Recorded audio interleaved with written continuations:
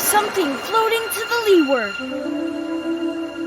The speaker was a short, stockily built man whose name was William Jones. He was the captain of the small catboat in which he and a party of men were sailing at the time the story opens.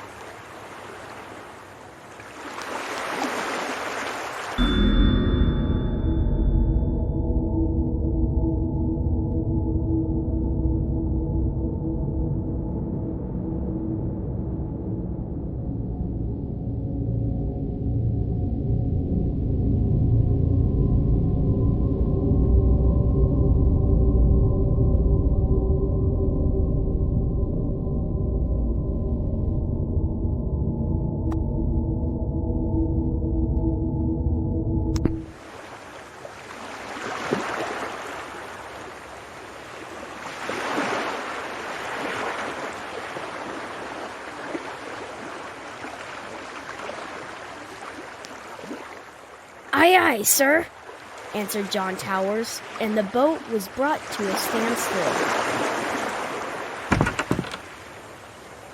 Captain Jones reached out his hand for the object, which he now discerned to be a glass bottle.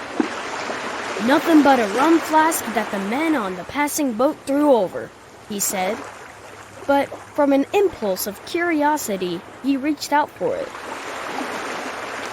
It was a rum flask, and he was about to throw it away when he noticed a piece of paper in it. He pulled it out, and on it read the following: January 1st, 1864. I am John Jones, who writes this letter. My ship is fast sinking with the treasure on board.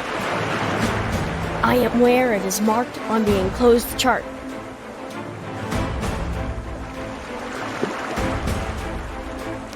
Captain Jones turned the sheet over, and the other side was a chart. On the edge were written these words: Dotted lines represent course we took. Towers, said Captain Jones excitedly, read this. Towers did as he was directed. I think it would pay to go, said Captain Jones. Do you? Just as you say, replied Towers. We'll charter a schooner this very day, said the excited captain. All right, said Towers.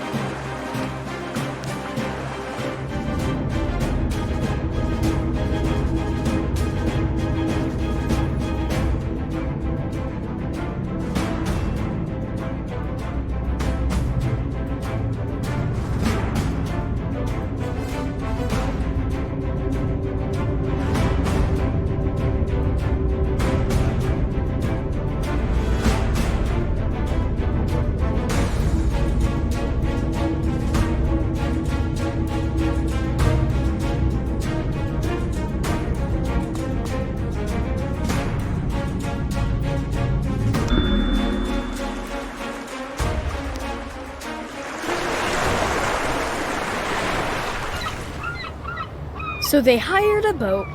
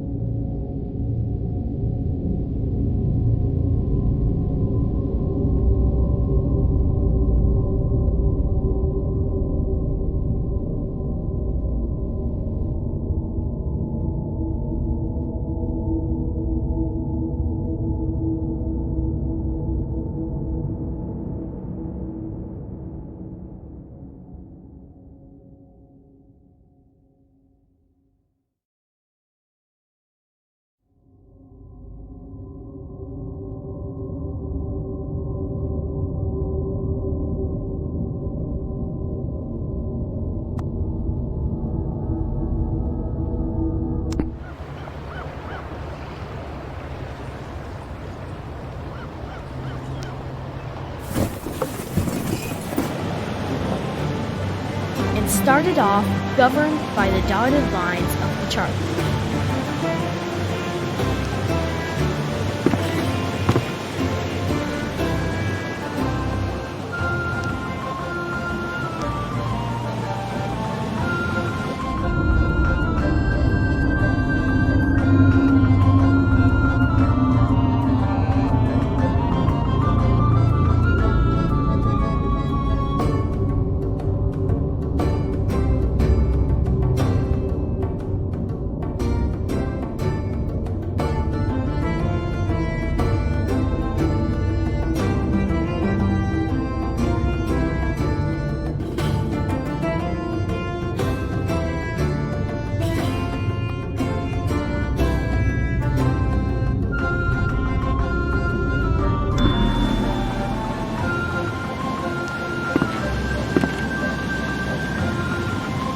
In 4 weeks, they reached the place where directed.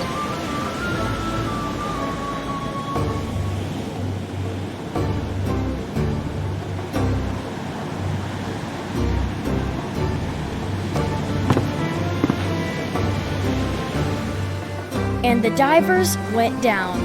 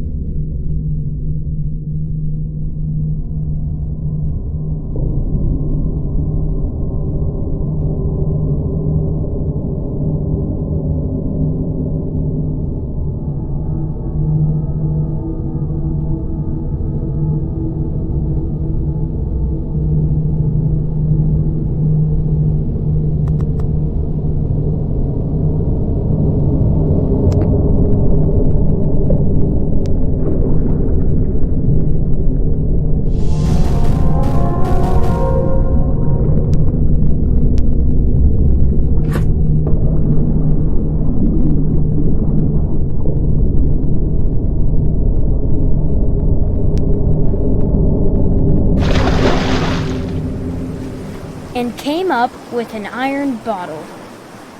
They found in it the following lines scribbled on a piece of brown paper.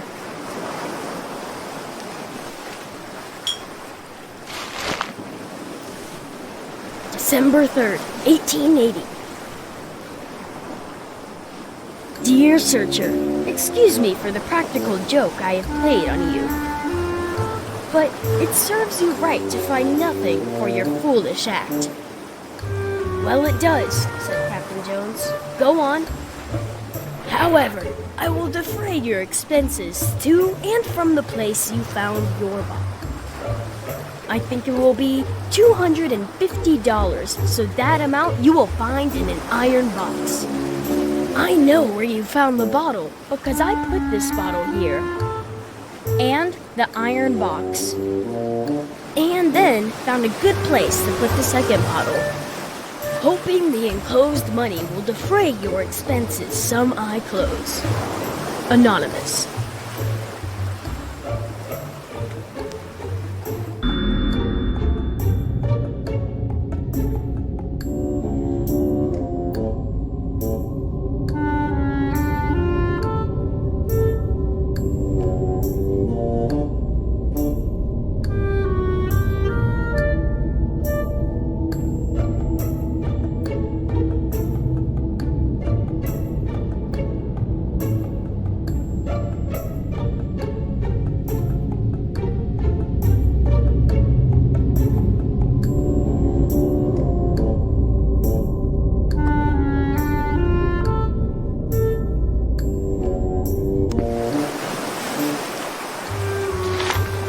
I'd like to kick his head off, said Captain Jones. Here, diver, go and get the $250.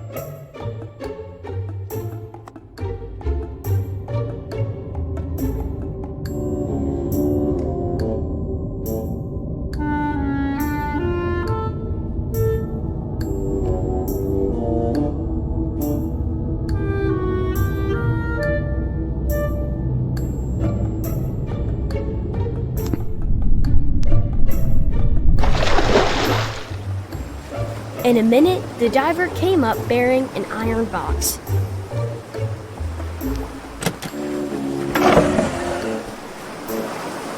Inside it was found $250. It defrayed their expenses, but I hardly think that they will ever go to a mysterious place as directed by a mysterious bottle.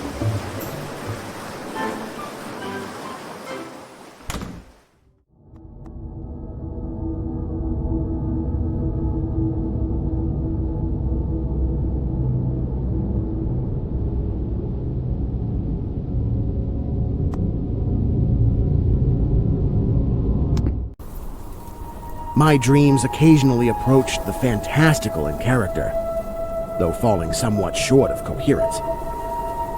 One scene is especially stamped upon my recollection. That of a dank, fetid, reed-choked marsh under a gray autumn sky.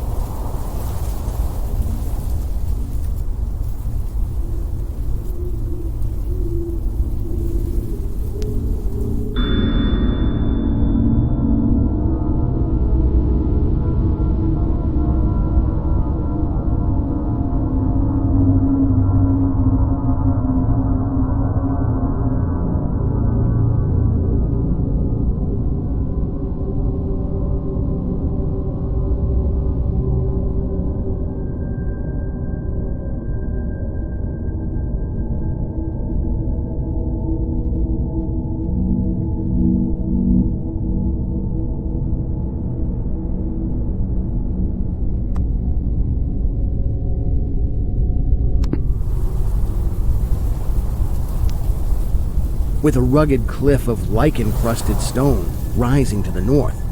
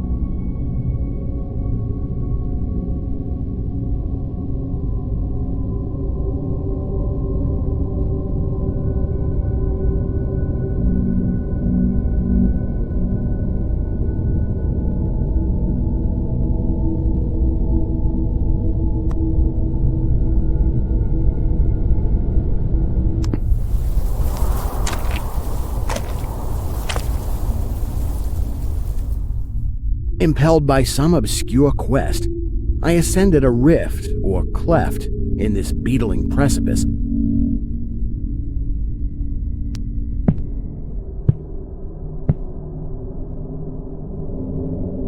Noting as I did so the black mouths of many fearsome burrows extending from both walls into the depths of the stony plateau.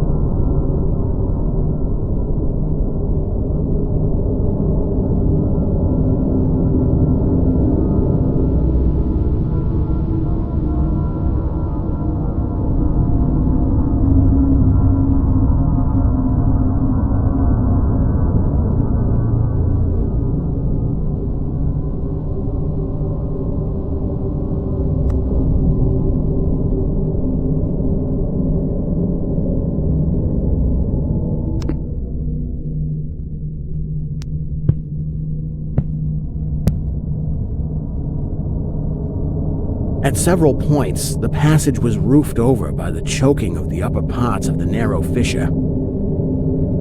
These places being exceedingly dark and forbidding the perception of such burrows as may have existed there.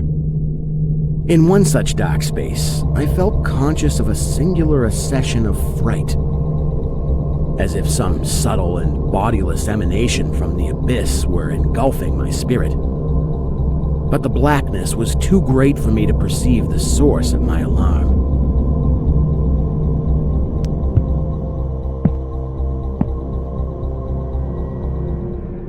At length, I emerged upon a tableland of moss-grown rock and scanty soil, lit up by a faint moonlight which had replaced the expiring orb of day. Casting my eyes about, I beheld no living object, but was sensible of a very peculiar stirring far below me amongst the whispering rushes of the pestilential swamp I had lately quitted.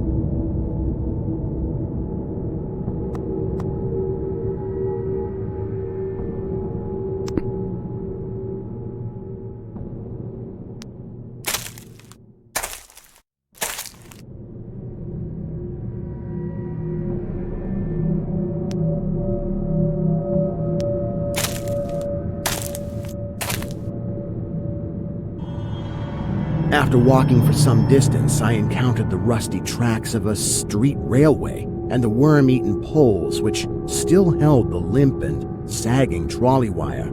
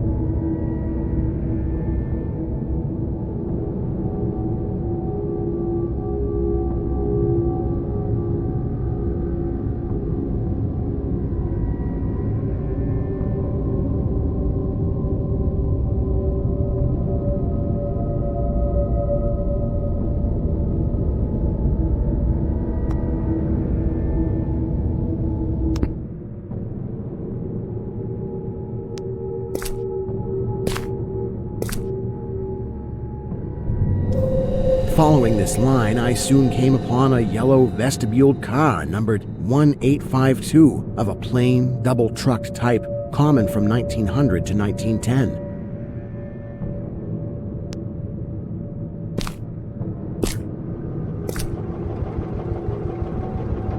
It was untenanted, but evidently ready to start.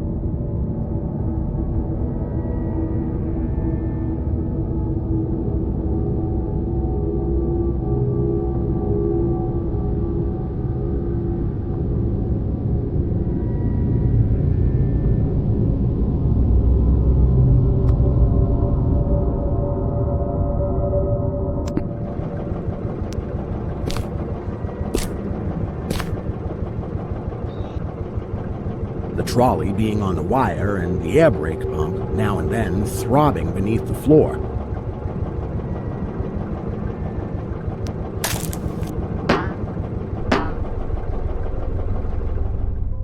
I boarded it and looked vainly about for the light switch, noting as I did so the absence of controller handle, which implied the brief absence of the motorman. Then I sat down in one of the cross seats toward the middle, awaiting the arrival of the crew and starting of the vehicle.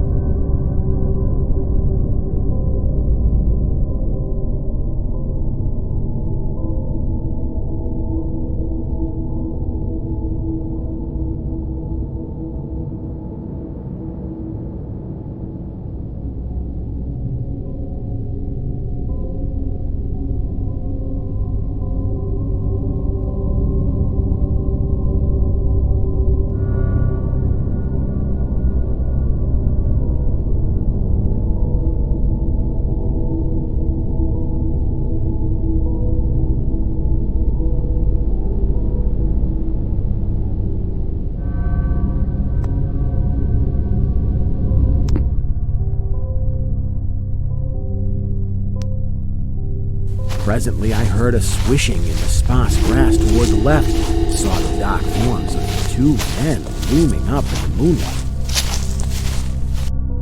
They had the regulation caps of a railway company, and I could not doubt but that they were the conductor and motorman. Then one of them sniffed with singular sharpness and raised his face to howl at the moon. The other dropped on all fours to run toward the car. I leapt up and at once raced madly out of that car.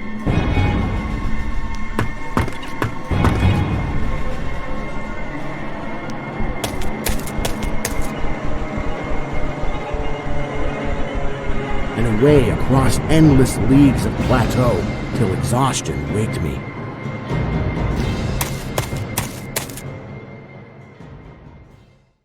Doing this not because the conductor had dropped on all fours, but because the face of the motorman was a mere white cone, tapering to one blood-red tentacle.